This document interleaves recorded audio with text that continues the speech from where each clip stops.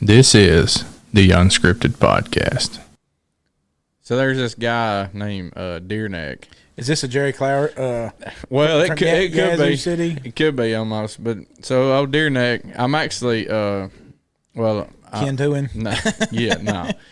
Well, look, I worked this case where this guy had a 4-wheeler stolen, and he had drove it like 30-something miles across the Alabama border. A 4-wheeler? A 4-wheeler. Drove it 30 miles? Yeah, well, of course, so I got this. That's an hour. Yeah, you know what that's I mean? right. And that's booking it, you know? Absolutely. Like you go 30 mile an hour on your 4-wheeler and you're getting kind of squirrely, you know? Yeah, so if you take he drove, it would be like from almost pretty much from Pedal to Purvis is how he drove. So anyways, You would do that in Hattiesburg, though. yeah, so technically for anybody who's listening, you can mark off from Huntland to Huntsville, Alabama. Mm-hmm. And so anyways, for those that are around that, he had to go through I can't remember that name of that little town. Anyways, it was like they always had a speed trap through there. But this guy Gurley. everywhere in Alabama, right? Mm-hmm. But so I had this Mr. Carl Rector was his name. He was the guy who owned it, and I'm like, who have you had, working at your place, whatever. Well, it was some guys who were coming to trim his trees, and old Deer Neck had been on the crew to trim his trees and spotted Mr. Carl's 4-wheeler and anyway stole it. Well, Mr. Carl put up like a reward for somebody they gave information on it. So I get this real suspicious call, sus call, as the kids nowadays are calling it. And, this guy wanted to meet. He wanted the reward money, all that kind of stuff for information. I'm like, look, Jack, your information you got to check out first. So anyways, I drove So this guy was narking on this other guy? This guy was narking on another guy to get the money. Okay. Yeah. So anyways, I go down and there's a crack house on Maysville Road down in below Plevna, Alabama. If anybody knows where Buckhorn High School is is that the crack house? on Winchester Road, you go about 4 miles down Maysville Road, and there was a crack house on the left on meth house.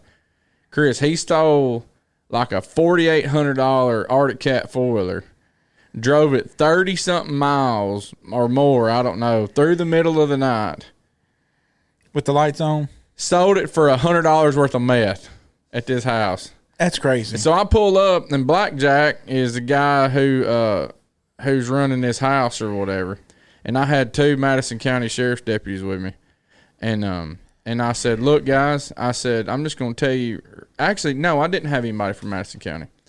I pulled up and was by myself this time.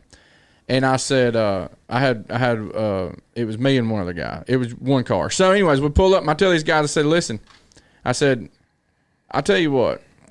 I said, I'm looking for one particular thing. I said, I'm not looking for a whole bunch of stuff here. I said, if you want me to, I said, we can work out a deal. I said, I'm looking for a 4-wheeler that a particular guy brought here last Tuesday night in the middle of the night. And I said, I'm looking for that thing, and all I got to tell you is I need that 4-wheeler, or I can call Madison County and we can get their canines up here and we can start searching this place. I said, what would y'all like to do? I got the keys. He said, it ain't here. He said, but I can have it to you by tomorrow morning at 8 o'clock. I said, all right. So I get a call, and that was a Saturday night. I got a call at 8 o'clock Sunday morning and said, yes, sir, there's a man named Blackjack. And I thought his name was Deer Neck or something. No. Blackjack, who is the one who bought the 4-wheeler. Okay. And I said, Blackjack, you can get caught up in this. I said, or you can turn the 4-wheeler over. He had sold it to somebody else. Anyways, probably for $1,000. That thing got parked at like I don't remember if it was I think it was 5 Point store. It got parked at 5 Point store, and this little lady called me, and that's what I told him. I said, look, I ain't gonna recover it from you. I said, you give them my number and tell them your name. And this lady says, there's a guy who parked a 4-wheeler here and gave us your card. And said you would know what to do with it. And I said, yes, ma'am. I'll be there in a few minutes. And anyways, went and got it. Did he drive it 30 miles back? No, so I drove it on the trailer back. Well, so then I'll go to Deer Neck's house and I talked to him and I said, "You seen this 4-wheeler before?" "No, sir." I said, "You ever rode this 4-wheeler before?" "No, sir." I said, "Well, your DNA's all over it." "Huh?" I said, "Yeah, your DNA's all over it." I said, "Here's what's gonna happen." I said, "You can either tell me what happened with this thing," I said, "or you can get turned in for with a whole bunch of other people." And anyways, he kept lying or whatever. And I said, "Let me tell you something." I said, "In court, I said, you know who Mark McGuire is?" He said, "No." I said, "Oh man." I said, "Okay, yeah." "You know who Sammy Sosa is?" He says, "Uh-uh." I'm like, "Man." Is he from down at the gas station?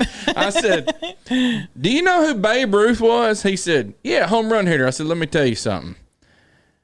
In court, I'm fixing to hit you like a Babe Ruth home run."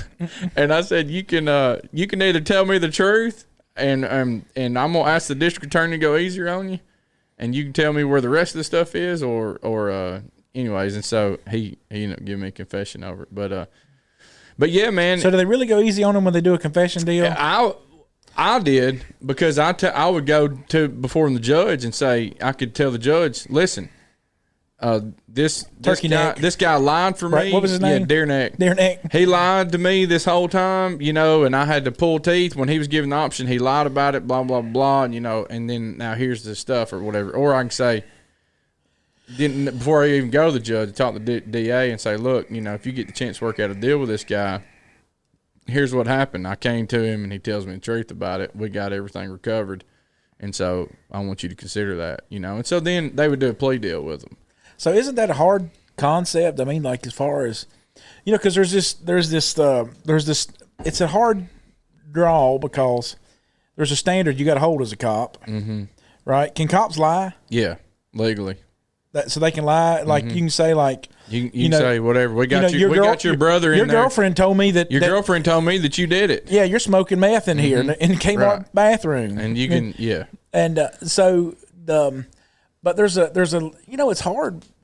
I'll give you an example because we went to the Smithsonian one time. By the way, I strive not to do that because I was Christian. Yeah. You have another standard, right? I'm just asking in general. Yeah. We went to the Smithsonian one Tuesday night. We went to Grizzlies game. I had to go to Memphis, pick up some material, and while I was up there, we went to Grizzlies game, right?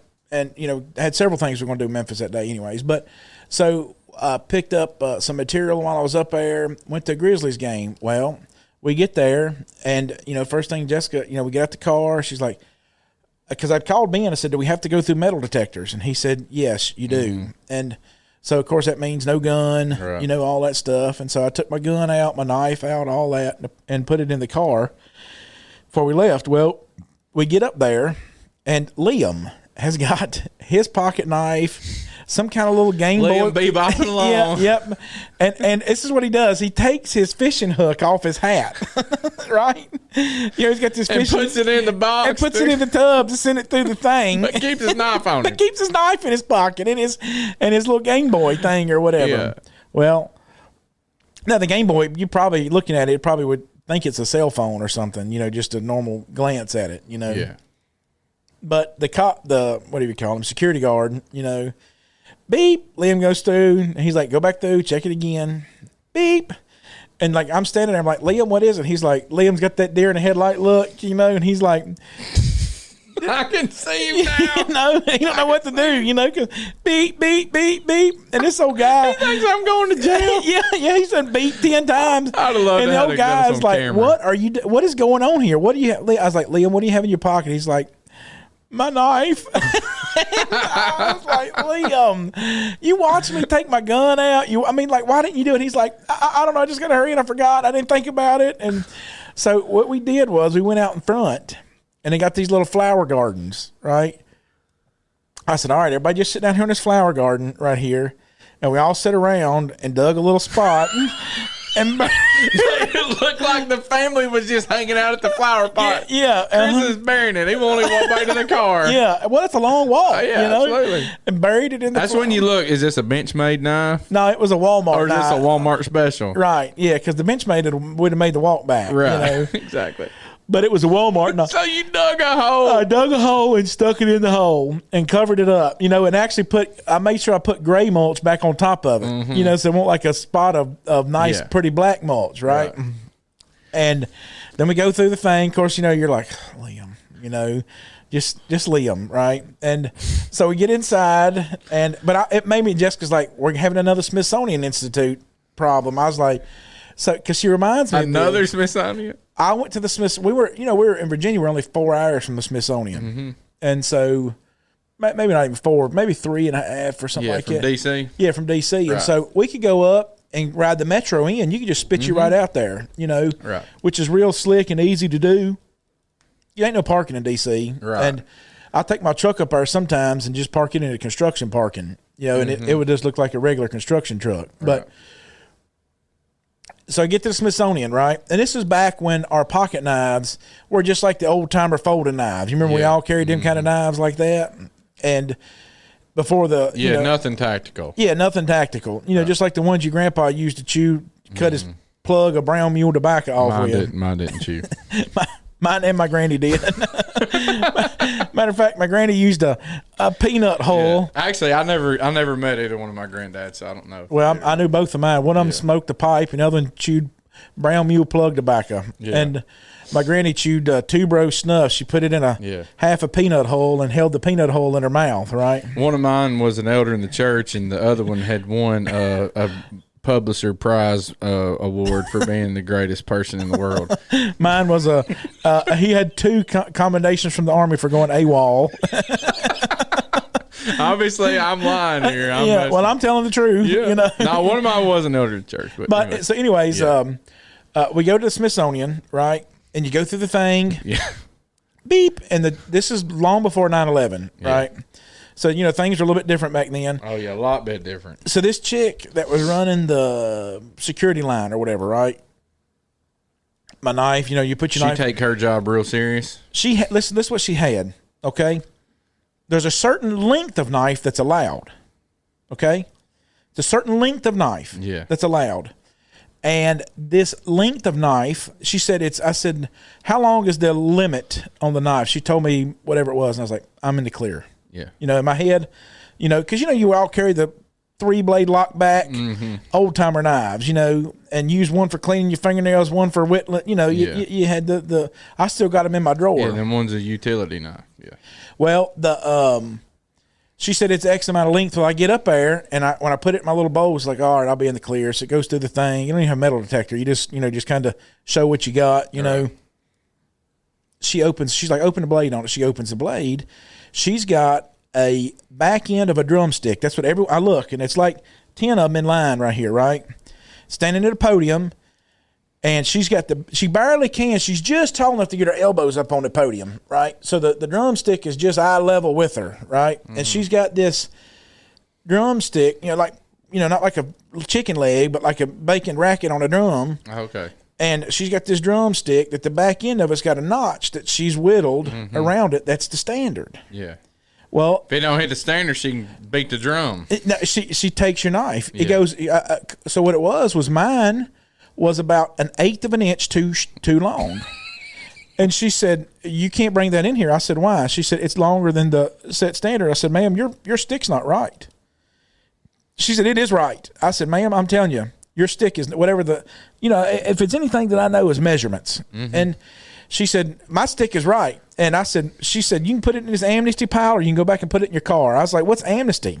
She's like, "Well, it's a box you put it in and don't get it back." I said, "We call that the trash, ma'am." I said, "I'm not throwing my knife." Call it the trash, ma'am. I'm not throwing it in the trash. And Jessica, she's just twisted up here. Oh, yeah. She thinks she's going to the penitentiary. Yeah, exactly. She's like, "Chris, you're making a scene." Well, this big old dude comes walking over, right? He's like, because he can tell there's like a little tussle going on here. He's like, "What's your problem over here?" What's your problem over here? And I said, she said, "His knife blade too long?" And I said, "Ma'am, your stick is wrong. If you're telling me the correct standard, your stick is wrong." He said, "Give me your stick." He pulled out his stick, and his was worn. It had, you carry a piece of wood long enough, you'll kind of like burnish it. You know what I mean? Yeah, and there ain't no walking back to anywhere right there. Yeah, ain't no walking back. So he looked at her stick and looked at mine. He said, "Who whittled your stick?" She said, "Well, I did." And it was, the line was this much shorter than his was. And he said, Quarter inch, yeah. Yeah, it was Half probably inch. like 3/8 of an inch. Yeah. And mine was an 1/8 of an inch too long. And I thought, how many people done put their knives in your amnesty box Right. because you got your stick whittled wrong, right? And he's like, "Go on, don't worry about it." Well, long and short was, she had the wrong standard. Mm-hmm. She was setting the wrong standard to do it. And now, you know, I mean, like, was it right to argue? That's another conversation for another time. But I really thought I was in the right, and I just happened to be this time in the right, you know. And the so Jessica, when we had the thing at Memphis, because it's stuck in her mind so much, you know, like me pitching a fit at the Smithsonian, you know, that because the next one we went into, she's like, "We ain't going through that again." She's like, "We ain't going through that again." I'm just telling you.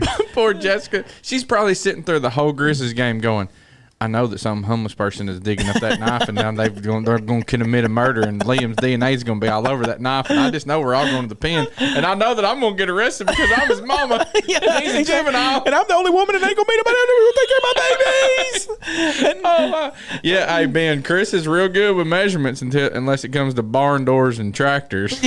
Well, I'll tell you this: when I went to the next one, the next Smithsonian, I went out there and found a crack in the mortar and slid my knife in that crack in the mortar, just so I would avoid to have that happen again. Hey, that's the way New York City is nowadays. It doesn't matter if you're so at DC, we would go up there during police week whenever they'd put new names on the. We didn't go up there by choice. We went up there because we lost the officer in the line of duty, and that's how we started it in 2010. And anyways, we go up there. Well, it's really nice. At least it is now. I don't know, or at least it was then. I don't know how it is now. But during that, DC's never nice. During the police week, there's about 30,000 extra cops in the city. Well, that's a little bit different dynamic, right? Your ratio to meth heads it changes a little bit. And so if you wear your badge, and if you got your badge, you ride the metro for free that week. And so you're doing that, and you'd also carry your firearm anywhere you want to, including the whatever, all the monuments and stuff like that. But you go a few miles north in New York City. It don't matter if you're a cop. It don't matter who you are or whatever. You know, you're in a bad spot. And well, we were going to a preseason game at Titans Field one time. In Titan Stadium in Nashville. Me and my older brother were. He lived up there at the time, and he got some preseason tickets. And I said, "Yeah, I'll go to a game with you." And so we're going. I've been policing for 10 years at this point, at least.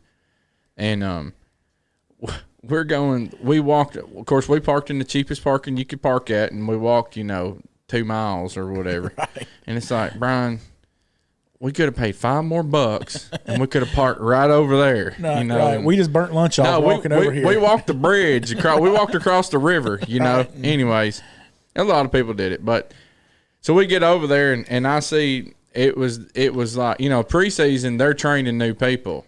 So I'm seeing like this, they wanding everybody. Right. And I'm like, I got my gun on me. And I was like, they're going to hit me up. And I was like, it's going to be a problem because this is like training day. Right. And this is a newbie. Like, they're not. Right. I don't know if they're going to overreact. I might get shot. Right. So, anyway, I just kind of moseyed over and walked over to I saw a uniformed officer. I said, "Hey, man," I said, I'm just wondering, like, I'm off duty or whatever, and I got my weapon on me. And I said, I'm just wondering, if I can go in there. He said, "Man," he said, "I'd love to let you." He said, they won't let the FBI walk in there with a firearm if they're off duty. And he just said it's all this whole Homeland Security junk or whatever. And so I was like, all right, thanks. And I said, well, what do you suggest? I was like, I'm parked 2 miles away. He's like, man, I don't know what to tell you. So I walked up to ambulance people, and I said, hey, told them who it was, showed them my badge, whatever. Said, hey, do y'all mind? Y'all going to be here the whole night? They said, yeah, we're going to be right here unless something bad happens. And I said, do you mind if I leave my gun in the car with you? You talking about standards. This guy goes, according to Tennessee Code Annotated 35-15-401, he's like, there's no firearm that's allowed in an ambulance. I was like, have a good day, bud. Right. so he's quoting the book at me. Right. So you forget that guy. Yeah, I saw a metro officer with sergeant stripes on him. He was directing traffic, I hollered at him. He said, yeah, man. He said, throw it in my car. He's like, I'll be here all night. And he said, if I don't hook up with you, he's like, well, I'll make sure somebody gets it to you. So anyways, I still got his number in my phone. But, did you get it back at night? Oh yeah. I just called him up. He ran it to me, and anyways, and gave us a ride back to our parking spot. That's pretty slick. Yeah. So that worked out pretty good. There's just such a strong spiritual application from this, right? And I was thinking about this in the sense of, like this idea of holding the line, of understanding the standard, of knowing what because there's all this, we're studying this idea of legacy this year for in our church family. Mm-hmm. And, the idea behind this legacy is that, everybody's going to leave this kind of different legacy. And it's going to be based on what they think is right. Now let me make sure I explain this, because there's no such thing as existentialism. Okay, you got to explain that word to me. Existentialism is... Hold on, Ben, can you explain existentialism? Can you spell it? Chris likes to use these big words. He looks them up 15 minutes before we come in here. That ain't on my phone. Look at my. That ain't on my phone. Look at Let me erase my. Let me look at my latest. Look, I got 2 teenagers in my house right now. Look, mine is Pokey, Poki. I'm sure that's one of the boys. Pokemon. Yeah, Fanatics, UPS tracking, high speed end meal, national championship. Existentialism. Aluminum Supply, New Orleans. The 5C. All right, explain the word to me. So hey, by the way, pause your browser, and if you can tell us the definition at this timestamp right now, tell us what it means. All right. Get a button that says word of the day. Word of the day. But existentialism is this idea that there are things that are right in certain situations and things that are right in other situations. Okay. So there's no, what you're saying is there's no such a fluid thing. standard. Yeah, it's not that, because in existentialism there would be a definition that there is something right. Does that make sense? But there's no absolute right. So let's just say that sounds kind of woke, like a woke society word. Well, it's actually a word that I learned probably 25 years ago, and I read it in a commentary book or something like that. But anyways, this idea that, like, say sometimes it's okay to,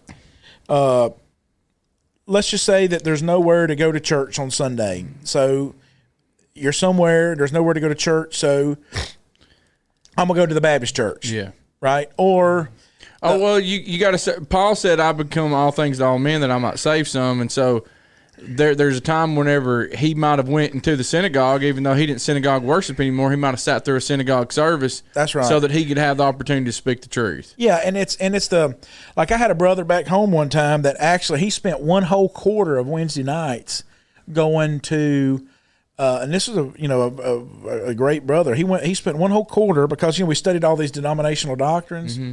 And he came out of one of the denominations too, but he only, most people that come out of various denominations come out of a denomination. Yeah.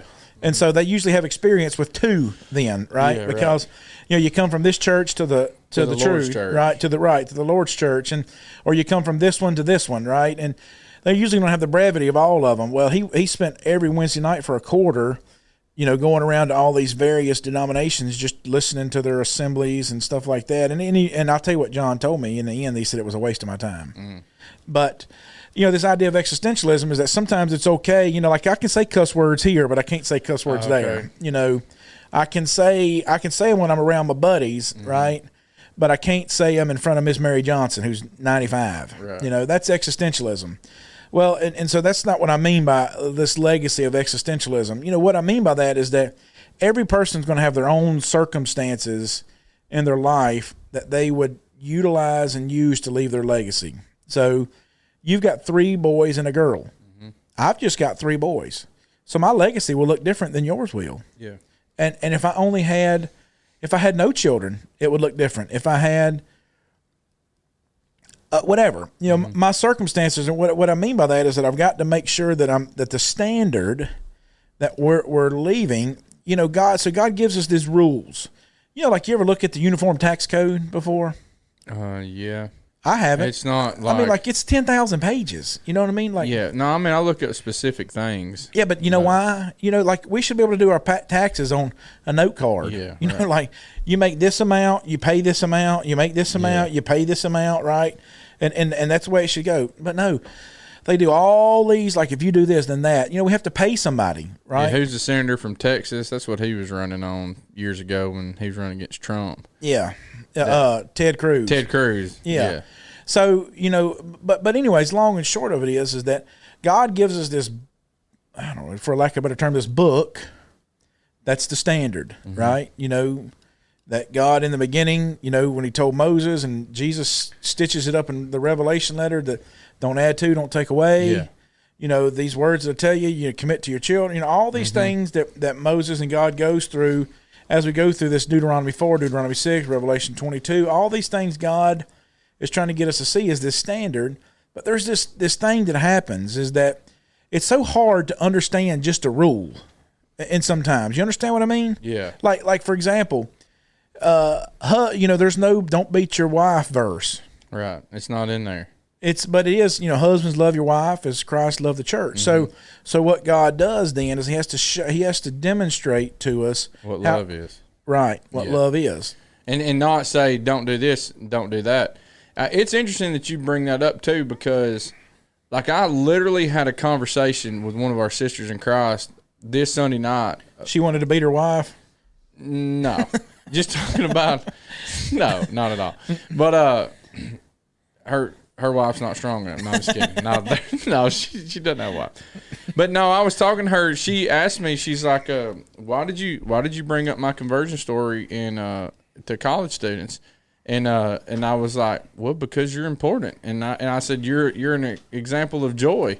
And so I brought it up in our Sunday morning class about her conversion story and how I'd shared it with college students, and it was based off of the Philippian jailer. How that, who do you think he'd listen to all night? Well, he saw the joy of Paul and Silas after they'd been beat half to death, put their ankles in stocks in the prison, and at midnight they're singing hymns and praying to God, and the prisoners were listening to them. Right. And so whenever this earthquake came, in Acts 16, and then whose feet else is he going to go and fall down to? And I asked Tom Bird, I said, have you ever seen? I said, you did a good job with that class. I haven't been able to come to it much. Because, we've been doing the other class. Oh, you were in there Sunday, right? I was in there this past Sunday. Yeah, you did a good job. Anyways, so Tom just said he'd been in the prison system 25 years or something, 26, I don't remember how long. And I said, have you ever seen an inmate, have you ever seen a jailer, a guard run and sit at the feet of an inmate trembling and saying, sir, what must I do to be saved? And he's like, no, never. It ain't going to happen. But they saw the joy. And you hit Tom on the head right there for that impression. Nobody else will get that but us. They saw but they knew the joy. He knew the joy that Paul and Silas had. So whose feet is he going to go lay down at?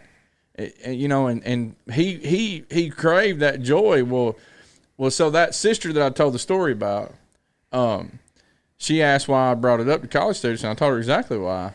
And I said that's why I brought it up in class today too. And she's a foreigner. Yeah, she's from Russia. Yeah, another country. Yeah, completely different culture. So her, should I share her little story, or is it too long? Anyways, it's fine. You better ask her first. If she said something to you. Yeah. About So it. she said no. She said I appreciate you saying that. Then I think you should tell it. All right. So without saying her name. Yeah, I asked her one time. I said, "What did it for you, Christianity?" Because obviously she's from a different country, and communism. Yeah, and she was Siberian communist. Just think about that. Yeah. This is how bad it was, because I talked to her and we had one of them cold snaps here. Yeah. Where it's like 25 degrees, I had people, I don't know if they do this to you. I reckon they think it must be just minus 12 in Virginia in summertime.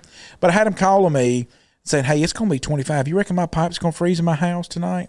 I said, how long ago was your house built? I don't know, like 2010. Like, you're fine. You got insulation in your walls. Right. It'll be 25 for about 15 minutes, and then it's gonna march back up. I said, if it's 25 for the high for the week, maybe so. And I told her, I told her that story, and I was like, I hated those days and a week in Virginia where the high was 10. She said, I hated the winters like that where the high was 10. Just think about that.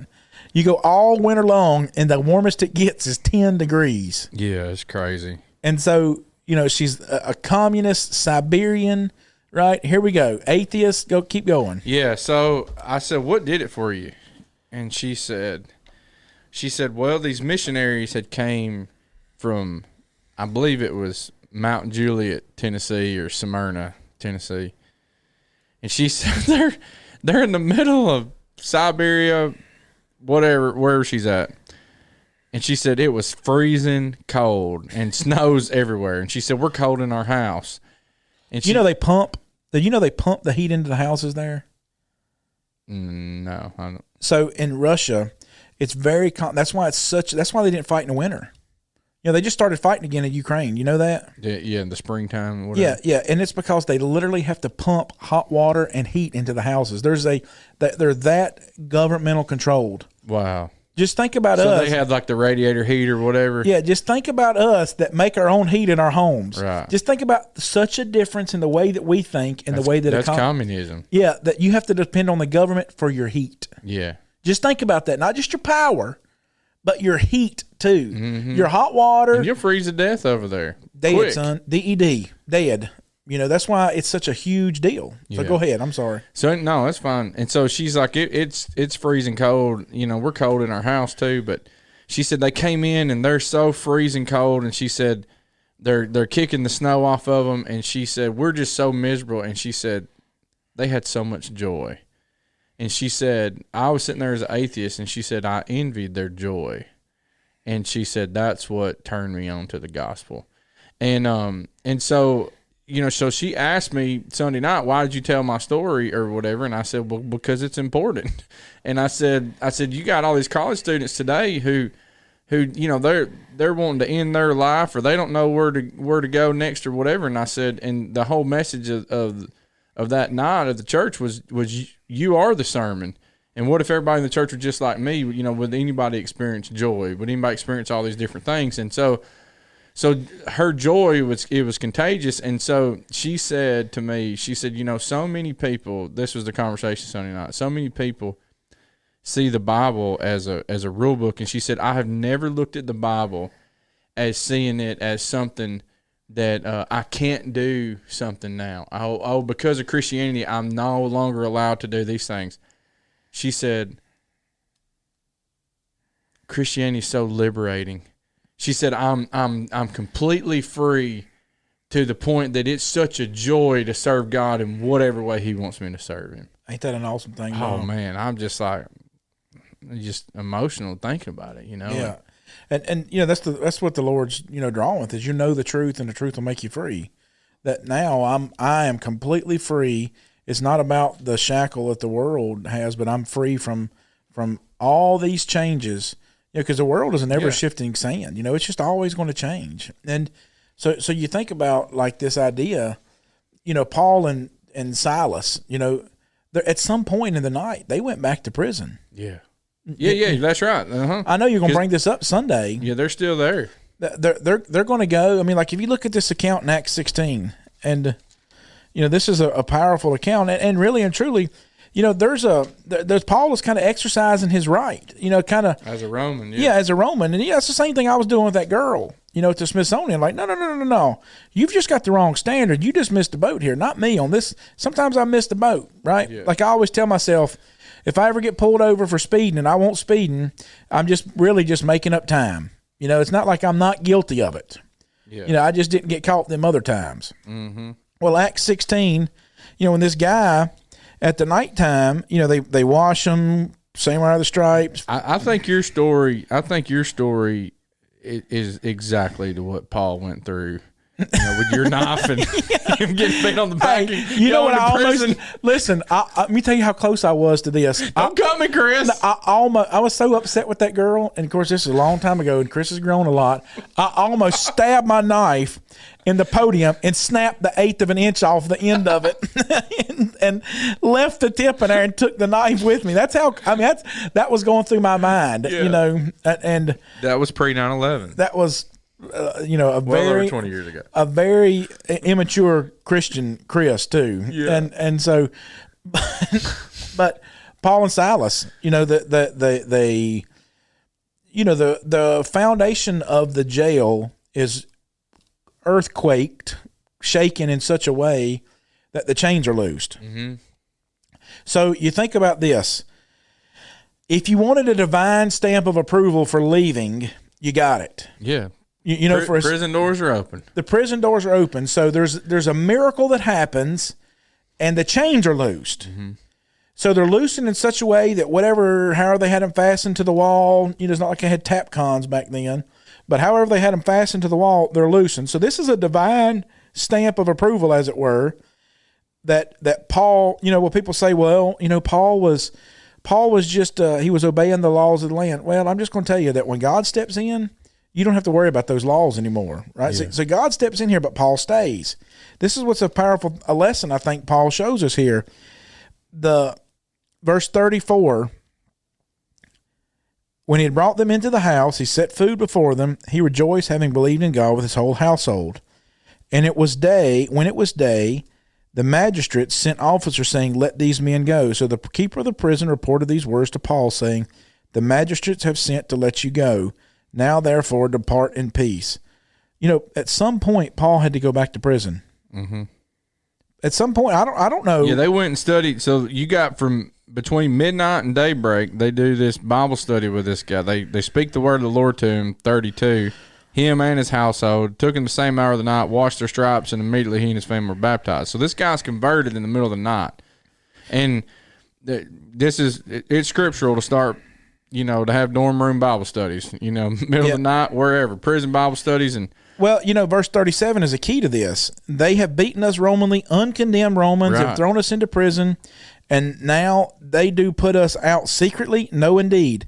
Look at what he says. Let them come themselves and get us out. Right. Paul's back in prison. Yeah. So Paul has went back to prison. Exactly. So just think about this powerful lesson that Paul's teaching them here. So there's a standard, right, that Paul had to look at and examine and say, what's the right thing to do here? Mm-hmm. It's only him and Silas are in prison. These are being Jews. Luke's with them at some point in this, like we looked at Sunday, remember? Luke's with them, and now it happened as we went to prayer, verse 16. So Luke is with them in the we, right, but it's only Paul and Silas that end up with him in prison. That end up in prison. So Paul and Silas are in prison, and verse 25, the prisoners were listening to them. If you look at that word, it's got the epi in the Greek word right there, and that means it shows this idea that you're intently standing over it. Like you got something broke, and you're just this intentional listening. So you're standing over it, like you got this broke piece, and you're just standing there trying to figure out, what am I going to do now? Mm-hmm. Right? And that's what they're doing. That's the only time I think that this word is used in the New Testament like this. And it's because it's not just these prisoners and Paul and Silas are singing hymns. What do you think they're doing? This is such a powerful lesson about why we sing for, instead of playing the guitar, because the guitar, people, or the piano, they say it's for me. Well, Paul is trying to teach them. I heard John Moore preach a lesson at PTP one year about this, being in prison, and they're singing this song, Paul, and he says, I wonder what song they sung in there. Oh yeah. Or songs. And he starts, when he's doing this, he kind of does a Bob sermon. Mm-hmm. You know how you kind of like break out into song in your sermon sometimes? Yeah. He kind of breaks out into song, and he starts singing some of the Psalms, mm-hmm, and you're like, oh, man. I will call upon the Lord. I mean, he goes unto the old Lord. Yeah. And so he goes through this thing, and you're like, wow. Yeah. You're the lifter of my head. So he's going through, and you're like, so these guys are listening with this intentional not just like you put on the radio sometimes just for racket, right? Mm-hmm. These guys are listening. Like there's something these guys are teaching me with the way they're singing. Yeah. Paul and Silas, the prison bars break. They've got a standard now, right? Can Paul and Silas leave? Yes. Yes. Did God intervene and tell them they could leave? Yes. Did the jailer allow him to leave? Yes. He took him to their house, to his own house. Did Paul have a right to leave? Yes. All those things, right? That's why Paul uses this. They have beaten us openly, uncondemned Romans. Illegal. We are Romans, and yet you beat us.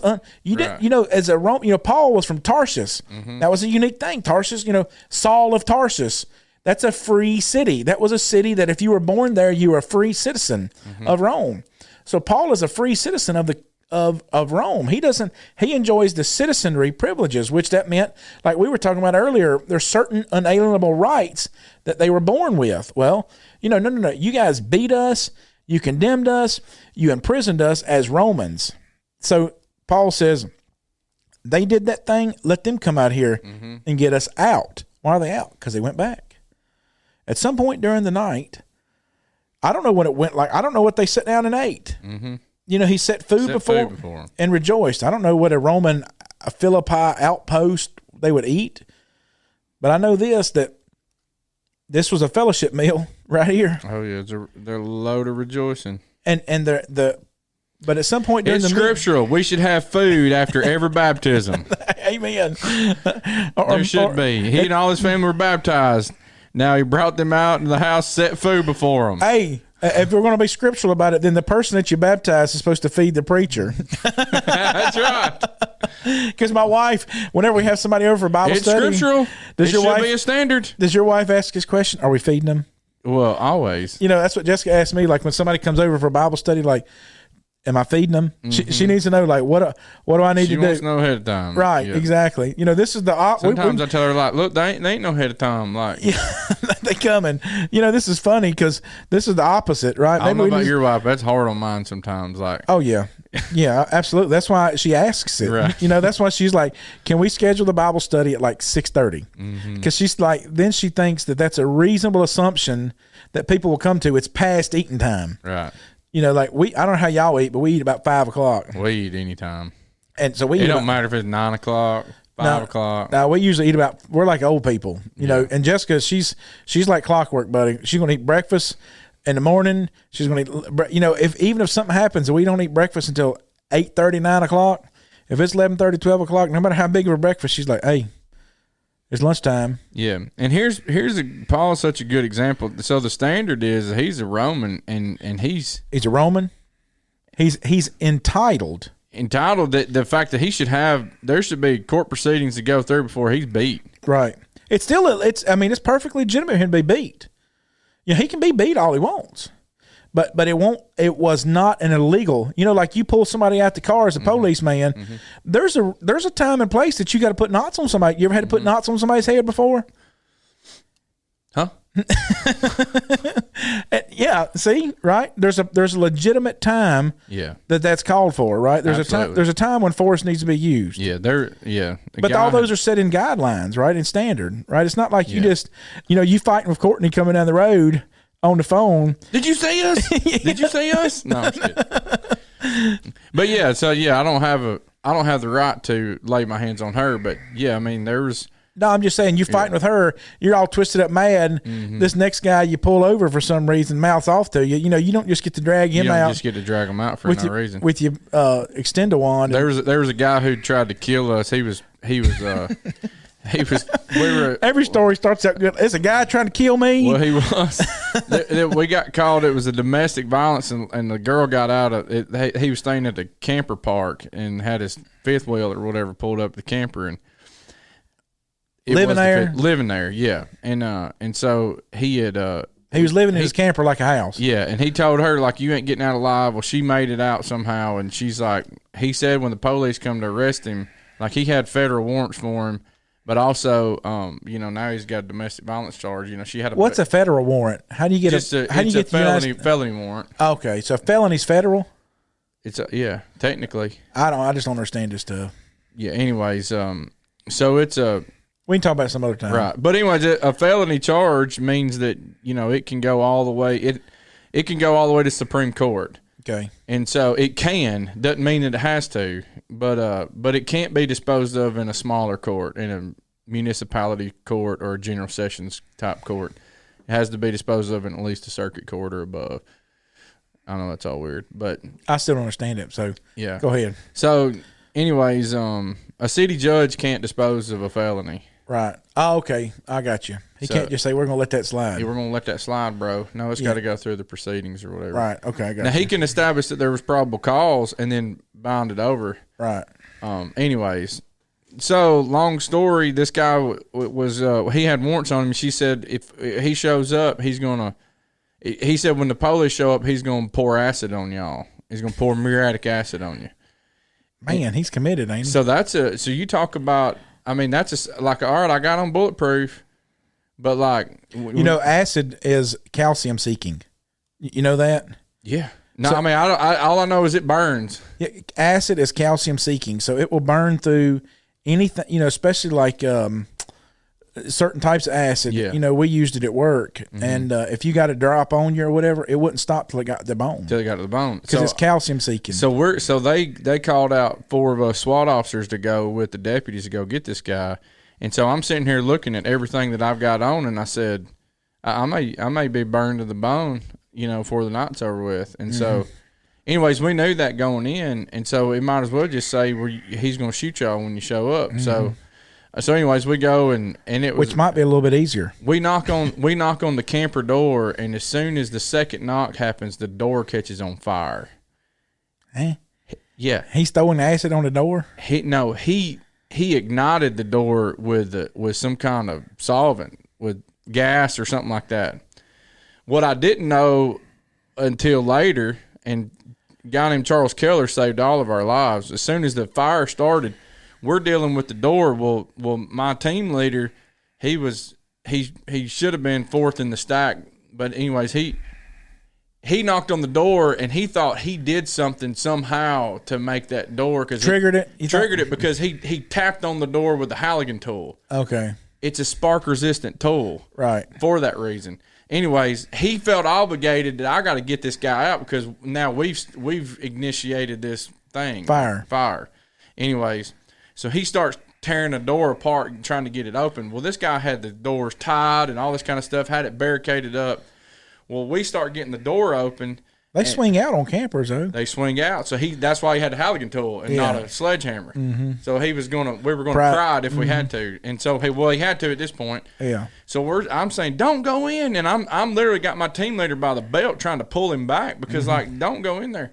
Well, he's trying to get into him. Anyways, he gets smoke inhalation, falls off this little 4-foot porch, and actually hyperextends his knee, jacks his knee up. Well, this guy, at some point we had the door open and part of it, part of it melted. Well, this guy is pouring, and it wasn't acid because it was lighting up. Right. He was pouring something at us, and that's the closest I've ever come to shooting somebody. I was squeezing down on him. And well, eventually he got so much smoke in him that he decided he wanted to come out at that point. He didn't smoke himself out. We said you're not coming out this door.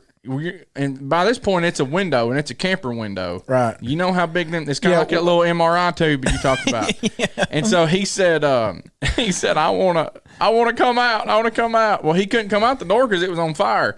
And anyways, we're fire extinguishers and stuff. Well, Charles went up when all this was going on, and he shut off the gas to the propane to the camper. Well, this guy, what he was trying to do is he's trying to kill us all. He had his oven open with the gas going. Wow. From a little further from that camera to that camera away, and this stuff's just. And then he sets the thing on fire, and that's what he was doing. He was trying to kill himself and kill us too, make the camper explode. Well, so anyways, we said you're not coming out unless you put both hands out the window. Well, he puts both his hands out the window and a big. I'll just say, I won't say his name. Anyways, one of the biggest cops I've ever seen grabs both his hands, and this guy This guy he'd come out that window. I'll just say that. Anyways, Mr. Leggett, who was here, Kim Marshall's brother. Yeah. That's how big his cop was. Oh yeah. Anyway, so he put him through like a Play-Doh he's about mold. 3 inches taller than him. Great, Scott. Yeah, he's just a massive man. Anyways, he pulls him out the window. Well, as soon as he get him out the window, he starts reaching for something. And anyways, and you asked if I ever hit somebody. Well, I hit him a couple times. So they asked me in court. They said because he wasn't giving his hand, I didn't know if he's reaching for a gun or what he's reaching for. And so he they said, "Did you hit my client?" "Yes, sir, I did." "Why'd you hit my client?" "I thought he was reaching for a gun. He just tried to kill me." So there's times whenever you have to do those things. But I've never seen an inmate, a guard come and lay down at somebody's feet. Well, what you did was you used your experiences to make the right decision. Yeah. Was it the right decision to thump that old boy? Yes. Yeah. Absolutely. He needed it, right. And not only did he needed it, but all them cops with you needed it. Yeah. You know what I mean? Because what if he'd have stuck his hand in there and pulled out That's right. a Saturday night special, a 25, yeah. you know what I mean? Whatever the case may be. Well, it's the there's this idea that happens with us that's why it's important that we understand ourselves, right? And understand where we're going to get hung up at. Because see, there's this thing that happens in Christianity. We get used in our lives. We get used. I'm sure this was it's not like you get beatings all the time. Now, Paul, it was a pretty common occurrence for him, right? I mean, like I think it's Acts 13. He's stoned and beat out, right. In Lystra and Derbe, right? But thought he was dead, right? And but there's this thing that happens with us sometimes we get stuck in this muscle memory scenario where we just know this one thing and we default to that. Like right. That's all we do. Last week with the kids, right? This is a perfect example. We had our first. For you guys listening, on Wednesday mornings, we got a homeschool group that comes in and to our shop, and it's one of our ministries here, blessed that we have here at the Kensington West Church of Christ, and we teach kids machining and welding, principles of engineering, but basically machining, and it's just a great time. Have a great time with them, and just a great group of kids. They learn a lot, and we start each class with a Bible study, and so. When I say this is a ministry, it definitely is. We put the kids at the beginning of class. I don't just say, hey, we're going to study the book of Acts. While is it important to study the book of Acts? Yeah, we're doing it on Sunday morning, right? But, we do this thing with the kids where I'm putting them in a situation to where they're going to be a real world environment. They're going to have to defend their faith, right? You don't go to church to defend your faith. You go to church to build your faith. Mm-hmm. You go into the world to defend the faith, and that's why be ready, be vigilant. All these things. Be ready. Always ready to give an answer. Yeah, all these things that the Lord kind of commends us to do. Well, last week the kids, one of the kids, great kid. I mean, he's just a great boy. He's been with us to camp, and he does a lot of stuff with our youth group. I mean, just a great kid.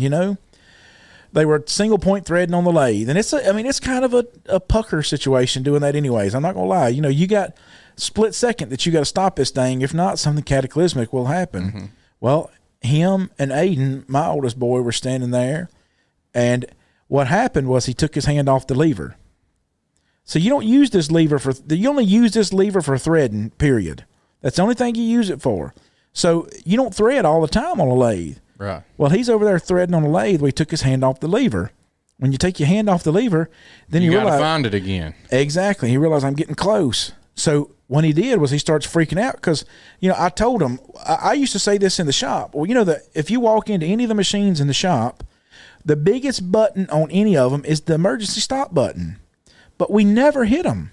And it's because, typically speaking, you don't use them. That's exactly right. You go through these day-to-day things, and you get thousands and thousands of hours and thousands of movements and thousands and thousands of experience with it, but you never hit the e-stop button. Right.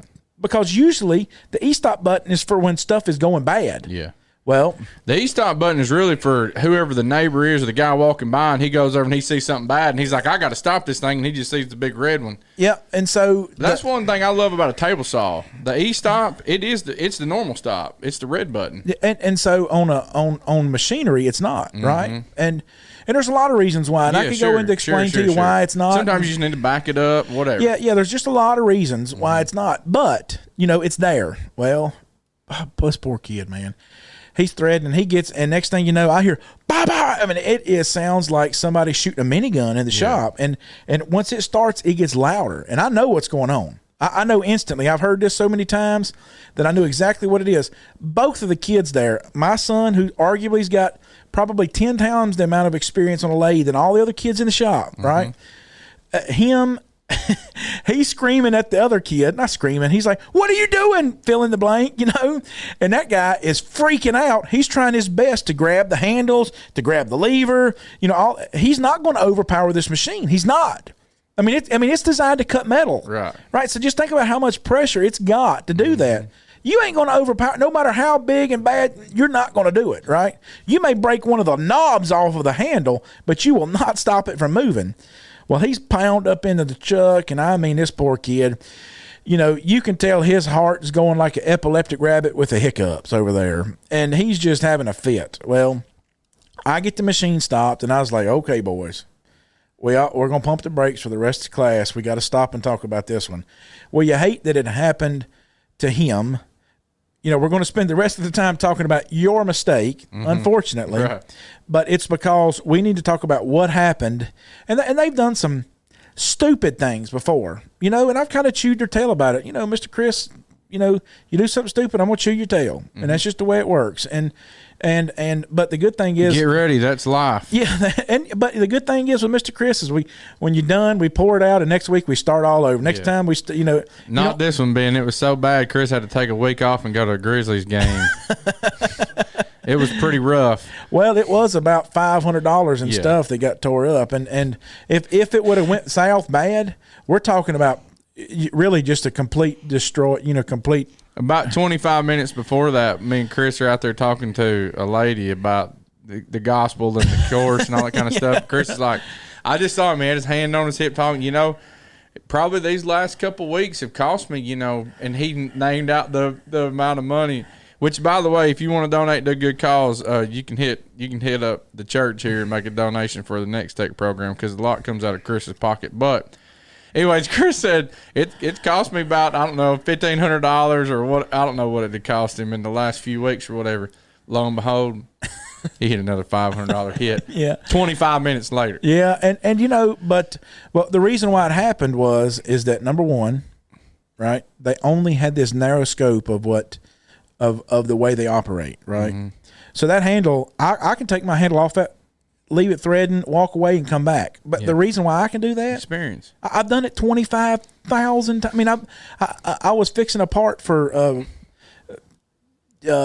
somebody the other day in the church, and they said I hadn't ran one of these since the 9th grade, and I was fixing it on a lathe, and I looked at him and I thought, I hadn't stopped since the 9th grade. So, we're talking 30 years now, right? And so at the end of the day, it's really, there's this thing that happens in Christianity that number one, so Paul had all these options on the table right here, but he didn't go on muscle memory. What he did was he realized there's a standard that must be held. When you think about leaving a legacy, there's a standard that must be held.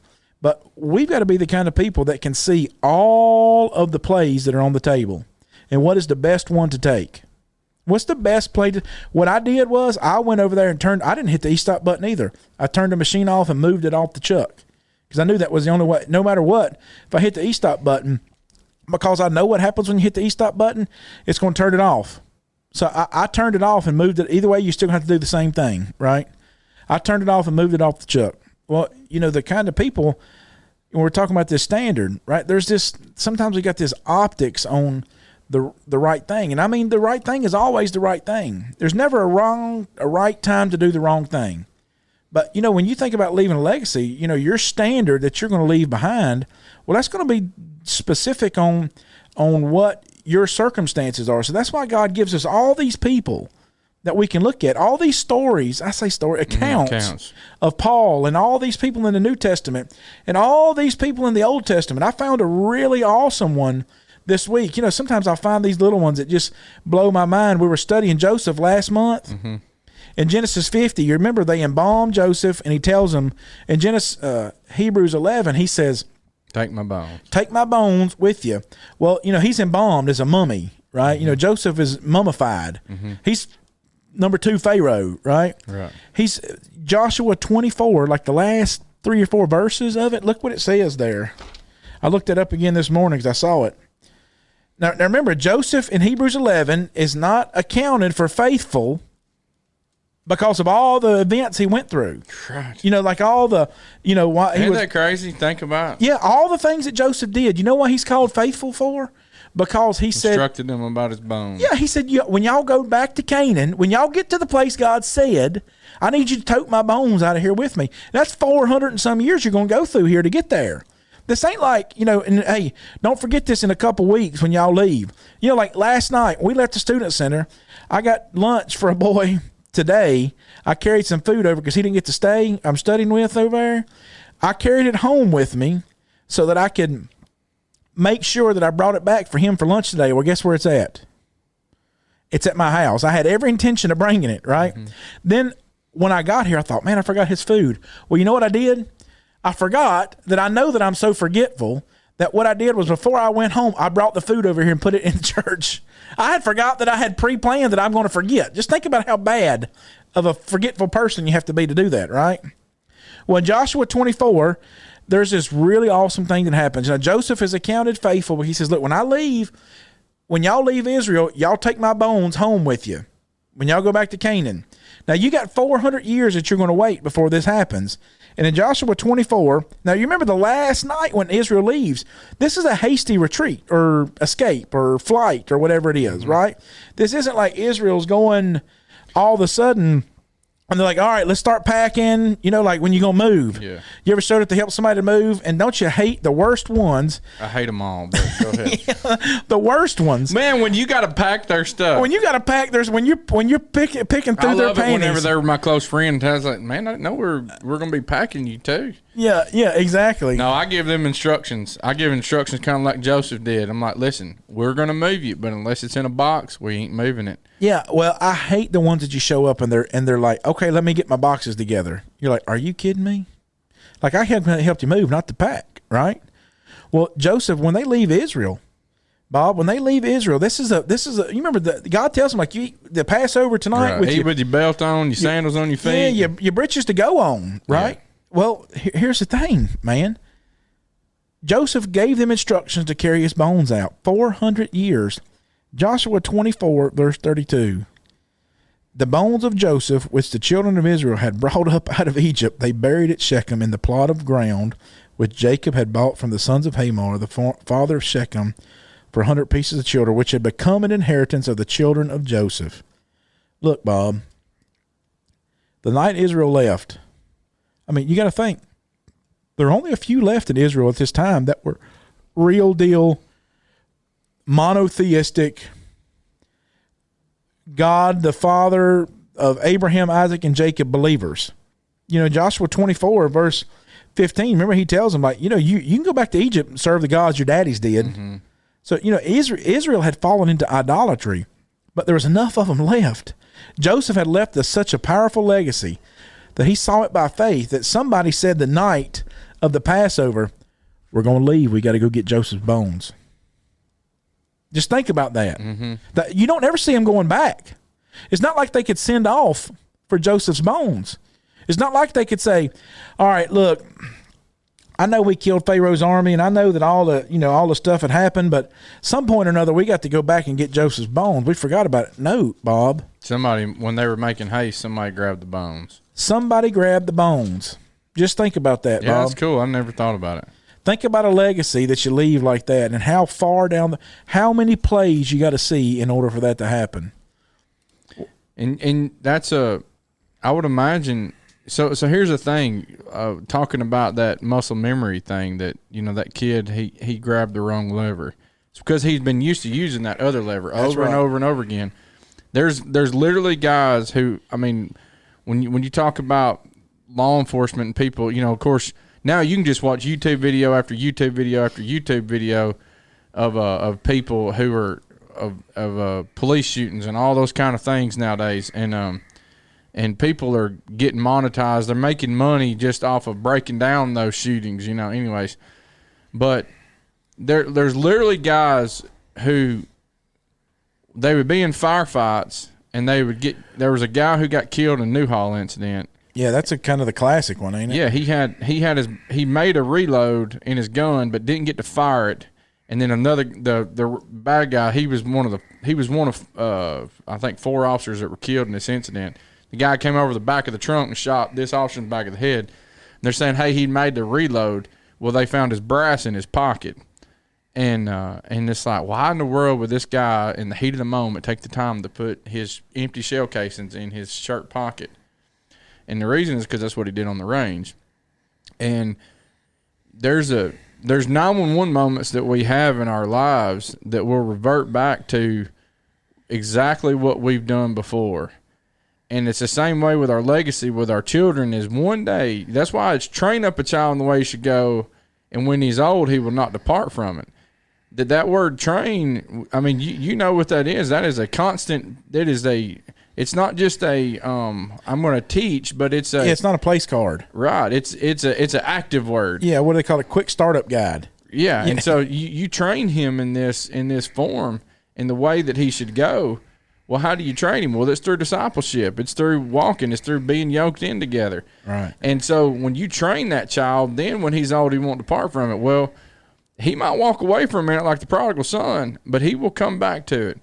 And there's this training. Well, what you're going to do and with your legacy, what the people after you will do is based on the training that you go through and the things that you live out in your life. And so if there's going to be a 911 moment whenever you're going to want to start, whenever you're going to wish that your kids, you know, we have those times where it's like kids are answering in class. It's like, I hope my kid gets it right, man. I hope I get it right, you know.